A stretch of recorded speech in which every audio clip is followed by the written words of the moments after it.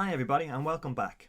Now we're moving into a new section now, and this section is all about numbers in Python. So as you can see here, I've moved into my Ruby IDE, so the Ruby Interactive Interpreter. And the reason I've done that is because we want instant feedback. I'm going to show you how to work with numbers in Python. So we're going to be adding, subtracting, multiplying, and we just want instant feedback. So we're going to look here. So when it comes to programming, numbers are everywhere.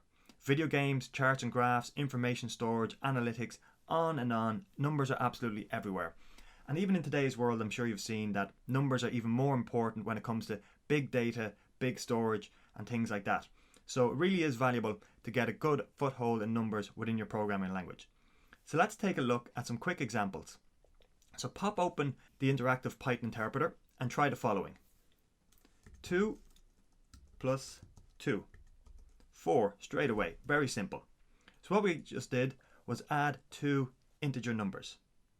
And integers are whole numbers. Let's try another example. 5 minus 3. 3. 2. Perfect. And another example. 3 times 3. 9. Everything working as we expect. So now let's divide two numbers. So let's divide 6 by 2. And I'm leaving space in here between the characters just for clarity, but you don't have to do that. So 6 divided by 2 is 3. Now what about exponents? So in Python, exponents are represented by two multiplication symbols. So we have 3 exponent 3, 27. Or if we do 5, 3,125. Simple enough. And then as we get into a little bit more complicated, a little bit more structured number sequences, what about the order of operations? Well, Python supports those as well.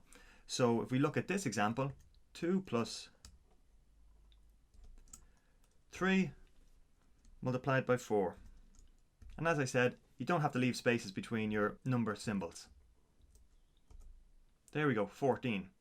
You can now use brackets to modify the order of operations. So let's have a look at that.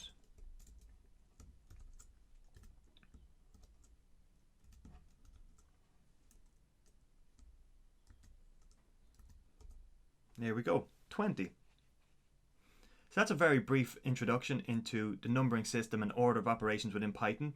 In the next lecture, we'll look at floats and what are floats within Python. Thank you, and I look forward to seeing you in the next lecture.